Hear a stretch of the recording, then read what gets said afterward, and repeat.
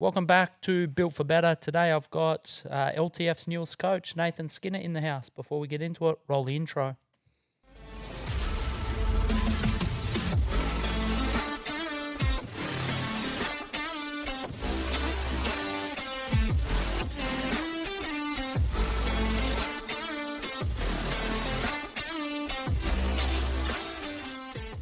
Hey, mate, thanks for jumping on. I know this is a bit outside your comfort zone. All good. It's a pleasure to be a part of it. Fresh back from holidays too. How was that? Yeah, it was good. The kids really enjoyed it. It's good to be back, Yeah. refreshed. How do you feel? Do you feel refreshed when you get back from a holiday? Yeah, it normally takes a couple of days just to relax and get back into it. But I find now with kids, like, I've got to go for a week. You know, we take that much stuff, kids' yeah, bikes, and it takes a couple of days for me to really relax. But it resets me, like going away, especially seeing the beach and that. yep.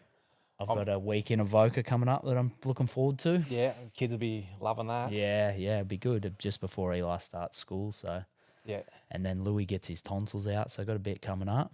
Mm. But talking about you, that's why I got you here. I don't want to go way back with you. I just want to go back to where you started your health and fitness journey. Do you remember what you were at your biggest? It was around the 140, 145. And what do you have a light bulb moment, or what was the thing that made you dive into health and fitness? Probably getting Kim, like me and Kim got married, obviously. Wanted to lose weight prior to the wedding. So we looked half decent. The wedge shred. Yeah. Yeah. And that A- was a big moment there. And a- just kept on from there. Yeah. Didn't look back, which was good. And your first session was at the local CrossFit when it was going in town. What was it like walking through the door for your first session? The first session, it was pretty scary walking in, seeing everyone else there and knew what they were doing and all that sort of stuff. And I was sitting back going, oh, I don't know. And when you walked in, you know, you foresee that you're not going to be as fit as them, but Yep. were they quite welcoming? Yeah, they were actually. Yeah. Surprising. I thought they would have been all, stuck up. And first session, do you remember what it was? Yeah, it was an open workout. Straight into an open workout. It was burpee box jumps and dumbbell snatches. Would that have been 2017? Yeah, it could have been. Yeah, When did you get married? 16. So we're doing Must- other. Yeah, 2016, we got married, yeah, and that was the first proper CrossFit workout yeah.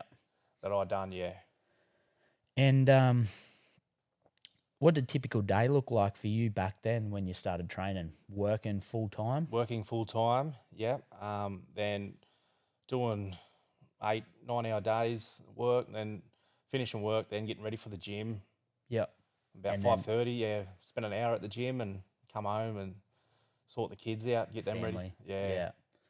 It's sort of like it does take up your day, doesn't it? Like you get up, have breakfast, sort the kids, go to work, get home from work, get changed, go to the gym, and Yeah. then get home, and then you're into the chores like unpacking bags, cooking dinner, packing lunches for Yep. the next day. It's like there really isn't time, but you've got to make the time if it's important to you. Yeah, that's it. That's the big part what people don't see, Yeah. which, once they realise that, then they'll be better for them. Yeah. And after your first session, like, did you want to go back?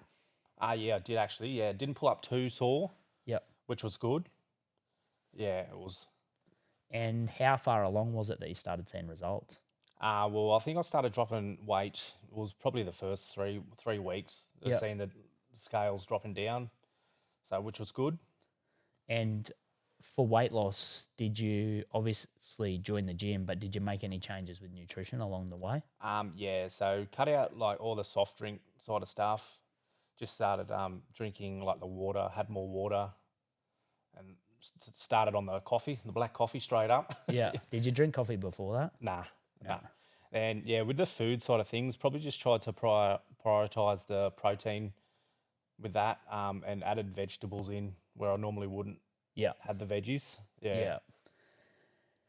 And you've just ticked over 4 years, or just about to tick over 4 years at LTF. When the CrossFit closed down, you obviously ventured down to LTF, wanted to keep that training habit, I guess. Yeah. Keep what I was doing. Yeah. And when you'd got to me, I remember that you'd gotten to a certain stage and you wanted to drop that last 10. Yeah. Do you remember where you were then? Yeah, it was around the 98 kilos. That's massive. So you'd lost 45 Yep. just by cutting soft drink, adding in some veggies that you wouldn't normally have, Yeah. and doing a bit of meal prep. Yep. But then to lose the next 10, that's when you've got to up the ante, yeah? Yeah, that took that a little bit longer to lose. Like that was when I started tracking my food, Yeah. all that sort of stuff. Really watched what I was eating. That was to get down to that 80 kilos where I was. That was probably the hardest. Yeah. Yeah. In your journey from 98 to 80 when you started LTF, what were some of the biggest things you learned about nutrition when you started tracking your food? How important do you feel like tracking food is? It's pretty important if you got that goal and you can't quite get there. Yeah. It's really important to. And what were some of the things that? So I just like meal prep was the big one. Yeah. So on a Sunday afternoon, we'd try and cook until Thursday, all the food until Thursday. Yeah. I was in the fridge, just got that out, and just it was pretty boring. Just ate the same thing, but I seen it was working, so I just kept at it. Yeah, it's like I've gotten a bit more adventurous with it now. Like I'm not gonna eat just chicken and rice or chicken broccoli and rice. Like, but you can fit the food you enjoy. I've been playing a lot around with fiber. I haven't passed that on to you just yet. You were gonna go away on holidays. I know you're gonna rip in again now. Yep. But even just that next step now, like there's so many different layers. Like when you first started, we just focused on calories. Yeah. And then we focused on calories and protein. And then you start to look at your other macronutrients and you start to get your fat and your carb balance right, which you were the ideal client. Everything I said, you just did and you worked it out to make it work. And now that next step on top of that is fiber. And, I've been playing around with that and feel so much better for it. Which is good. So about 6 months ago, I put out a thing. Tate was leaving. I was looking for someone to come on board as a coach, and you come and see me. Yeah. What was your thinking behind that? Well, I just wanted a change. Like I've been welding since I was 16. Yeah, so I think it was time for a change. I wasn't enjoying what I was doing anymore, not as much as I was. But yeah, with the gym and everything, like I love what I do there. Like, and to see people achieve their things as well, their goals they've set. Yeah. It's really, really good. And, going from the security that you had with your job and making the leap must have been a pretty hard decision. Like you've been with me through 2 COVID closures. Like you've seen how I've had to put staff off. It's Yeah, so me and Kim, we sat down and worked out if it was going to work or not. We were a bit unsure, but we just went for it at the end. Yeah. I mean, what's the worst that happens? You get back on the world. Hopefully that doesn't have to happen. Hopefully. But when you joined LTF, you're sort of talking about your own training now, stringing a couple of toes to bar together. Now you're sort of stringing 15s together in a workout. You're a lot like me, like we don't pick up the skills easy. We have to work hard for them. I think that's what makes us good coaches. Yeah, definitely. We've been there. We know all the little tricks to help. So with the toes to bar, I was doing one, do 2 swings, do another one. Yeah. But now, just after class, just them little things you do after class, it really helps sticking around and just practicing. Yeah. And you should be proud of how far you progressed, like pull-ups when you came was like 1 pull-up, jump down, 1 pull-up, jump down. Now butterflies, you're stringing out 20s, like I feel like the next 12 months, your training's going to go a long way if you keep putting the dedication. Like, especially now you've got that extra time that you bugger eyes around in the day. It's all that little playing that really helps. And it's all them little things that you learn on your own and video on yourself that does make you a good coach. Everyone sort of is like with me with the snatch. I taught myself the snatch by videoing myself. Watch it back. That doesn't look right. Watch something on YouTube. Yeah, then go from there. The thing with living out here is it's hard. We don't have access to courses or coaching or, you know, I've invested a lot into myself that I've been able to pass on. But the thing about the industry is you have got to be constantly evolving, and you have got to be always looking for that, Yeah. you know, Learning. Yeah. learning.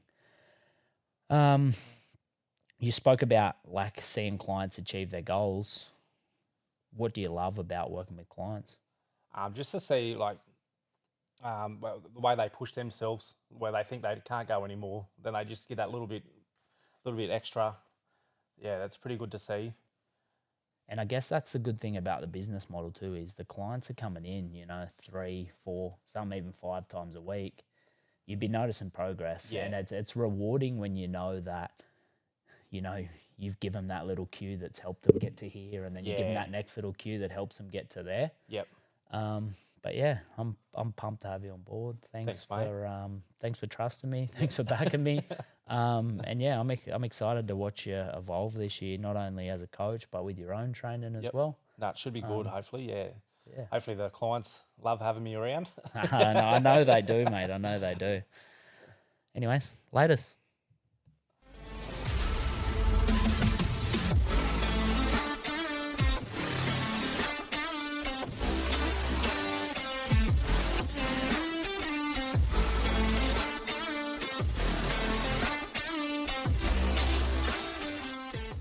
Thanks for listening. If you like this episode, take a screenshot, pop it on your Instagram story, tag both Nath and myself in it. If you could like, subscribe, and leave a review, that would be perfect.